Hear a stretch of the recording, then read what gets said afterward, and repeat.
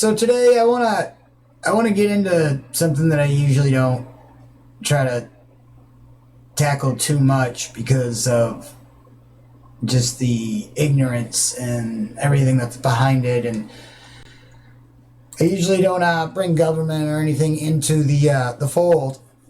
But this warrants some talking here for a second. Mr. Axl Rose has gotten into it to do with Mnuchin. Apparently, Seaman, he can't be pulling his antics on stage anymore. I guess they found a nice platform for Axl to voice his assholisms or whatever. I don't care about what they're squabbling about. I do know, though, that when rock stars or whatever start voicing their opinions, they tend to really be doing their fans a disservice in a lot of areas because, especially nowadays with all this heated climate, they'll put down, voters for whatever side that they're not on.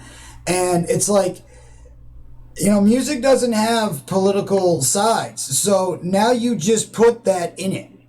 And now without even trying, with one fell swoop, you've just politicized your whole musical catalog to people. Now, because of, you calling, whoever voted for who idiots or morons or racists or whatever the case may be with whoever is president. And I'm not even talking about just this term. It just seems to be very on fire this go around.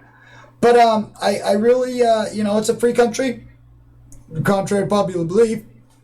And, you're allowed to voice your opinions, and I would never, stifle anybody being a musician or not. It's just, I think sometimes, though, they're not as mindful about how they use their words. And, that it's like, wow, I guess you ain't the lyricist of the band after all, huh? Because you're not too good with words in these situations.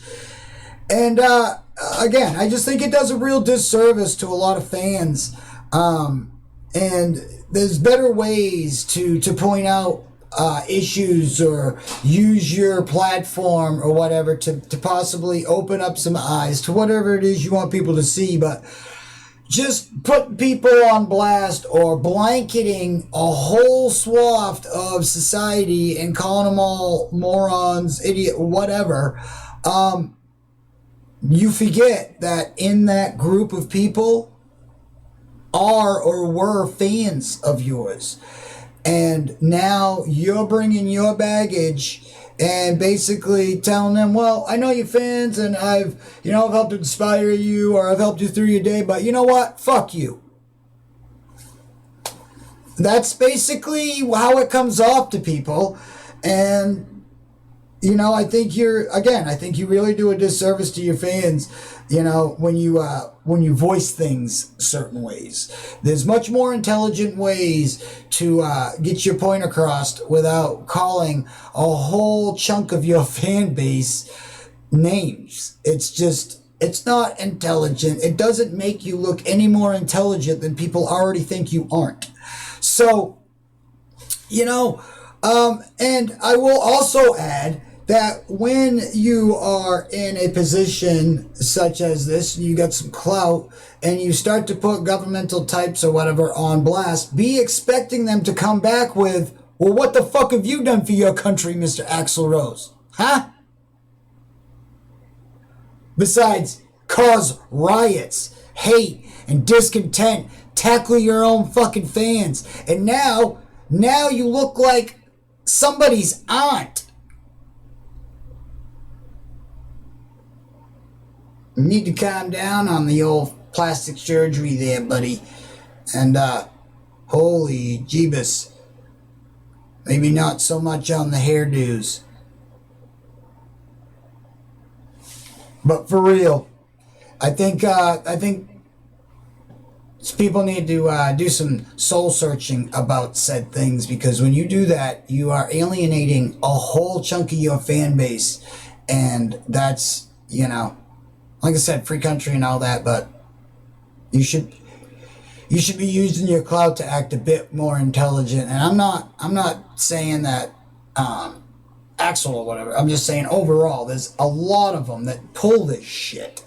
You know, and it's like, you weren't even relevant a minute ago, and now all of a sudden you're going to come out of the woodworks and then piss off the, half the fans that you have left. It just doesn't seem like a good idea to me, and I hope the royalty checks are really helping because, oh, man. Now that that's out of the way, and got a few tidbits here, some stuff happening in the music world. I wanted to talk about real quick, if you don't mind. Megadeth's Dave Mustaine, saying marijuana helped his cancer recovery, and that's,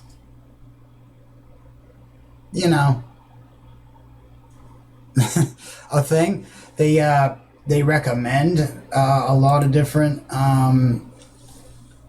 Now there is so many different ways to use marijuana, and in a medical setting where it's outside of just smoking it, or even just the edibles. There's all the stuff in between, the lotions and all the stuff that they've been working with, that it's really helping people stay away from narcotics and not go down that dangerous dark road.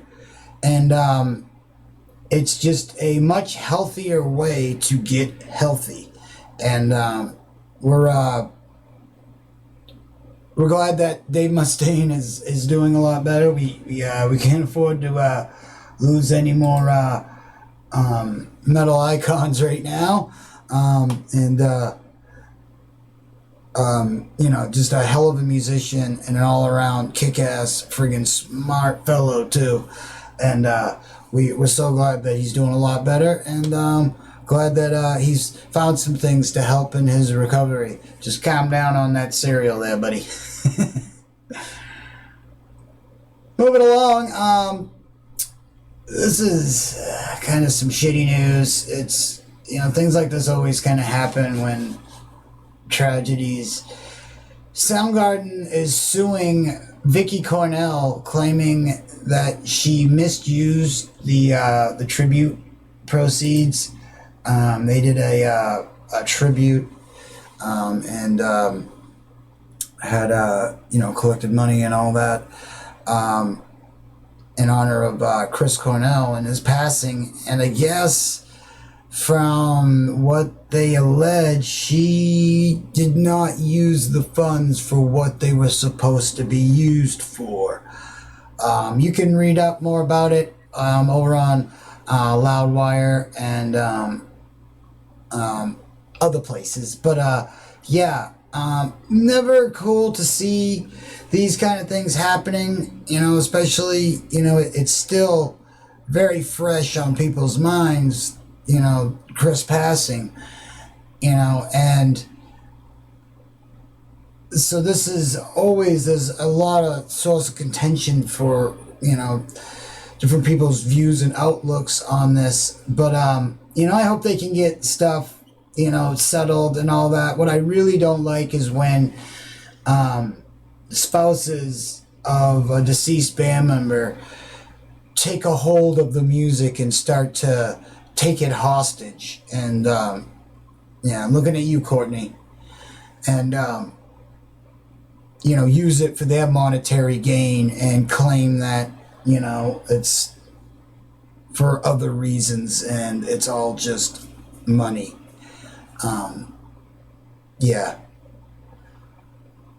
So we hope it all can get sorted out, and we wish the best for the Cornell family. And no matter how rich you are or whatever, losing a parent and losing a husband is never easy, and it's never something that should be scoffed at or laughed at or anything, or shrugged off.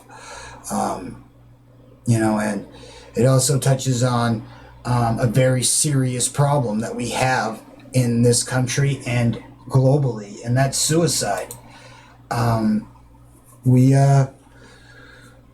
Here we are all worried about germs and all that, but we haven't really done much to help the suicide rate. In fact, we've probably helped nudge it a little bit further. So I think we need to really get together and don't let these fucks politicize stuff like this and turn it into a Democrat-Republican thing. This is a fucking human issue. And when they politicize it, they show exactly what they're here to do. And then maybe it's not such a problem after all if you got time to put some, political angles on it. But we need to do more as a society about the suicide rate and what we can do to help prevent it. So I'll just leave that there. Moving right along, a band that I was just talking about yesterday, and this is so strange, but The Cult signs with Black Hill Records, and they plan to be making some music in 2020. The Cult's last collection of new material, Hidden City, was released in February 2016 via Cooking Vinyl. The follow-up to 2012's Choice of a Weapon was written by Asbury, the lead singer, and guitarist Billy Duffy. And that's who we were talking about just yesterday. And was produced by Bob Rock, who has previously worked with Metallica, Motley Crue. Probably remember seeing him in that documentary Metallica did there, and they showed how friggin' unhinged they are. But that is very cool. Looking forward to some new music from The Cult. Very awesome. Kick ass. So I got another little tidbit. We were talking about Axl earlier, or whatever. But did you know that Guns N' Roses has a children's book coming out? Sweet Child O' Mine, coming out September 1st. They wrote a book with James Patterson. And it's based off the lyrics of Sweet Child O' Mine. So anybody that grew up with that song or knowing that song is pretty much knows that by heart. I think it's cute. I think it's neat. It's a cool way to obviously it's just another money endeavor, try to get into another market and all that, and that's great. Seeing Guns N' Roses logo and name or whatever on a children's book is kind of odd, especially with the look of the children's book. I mean, it's a children's book. It looks like a children's book, and then it says Guns N' Roses on the bottom of it, which that's cool. I think it's neat to see, but I don't know. I mean, it's kind of a novelty type thing, right? I mean, Guns N' Roses aren't gonna really get into the whole writing children's books based on their song. What's the next one gonna be? A nice little story based on You're Fucking Crazy or Get in the Ring, perhaps, or maybe we should do a children's book. She's Pretty Tied Up. I think Welcome to the Jungle would make a fine children's book myself. Can you imagine that shit? James, get on that shit. Come on, Mr. Patterson. Get out your magic golden fucking pen. and your freaking ghostwriters and get the shit done. We want a whole line of Guns N' Roses books now. Jesus. That's a good idea. Can't wait to see that. Got some more, I got some kind of somber news. Just learned that Brian Howe, I think that's how you say his last name, Howe. Anyway, Brian, the lead singer of Bad Company, has passed away at the age of 66. Bad Company was, a lot of people don't realize, was like a bit of a supergroup. It had members from a bunches of killer bands. And I think that there's actually a large amount of people here in the States that don't realize that Bad Company's from, they're, a British group, actually. But anyway, that's he had passed away from cardiac arrest on his way to the hospital. We wish his family, friends, and the rest of the band all of our thoughts and best wishes. Really kind of a youngish man. Still had quite a lot of spunk left in him, and Bad Company will obviously live on, and his mark on the musical world will live on, and we're indebted for people like him that were kind of, staples when I was growing up. Bad Company was like, always being played, either on the radio or, people just had the, what was it, 6 from 8 albums, so, or what, 6 from 9? I can't remember. Anyway, 9 from 6? 9 from 6. Whatever. The point is, sad news, Bad Company.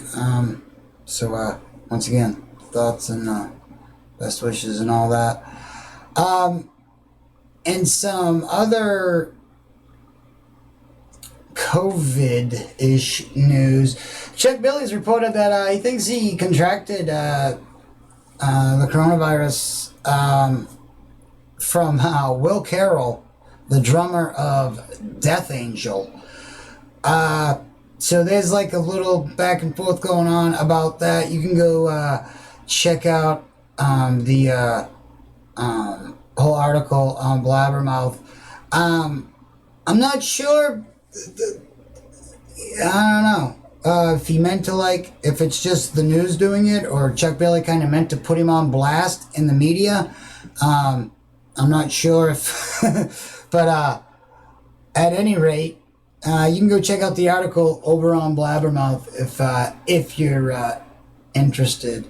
But I thought I'd share that with the class. And Chuck Billy is doing much better. In fact, I think, if I'm not mistaken, just did an interview with Zachary Moonshine over on his show over there on Metal Devastation Radio. So definitely. And I got a interview with Eric Peterson from Testament over on the Mixclouds and all that. You can check out as well.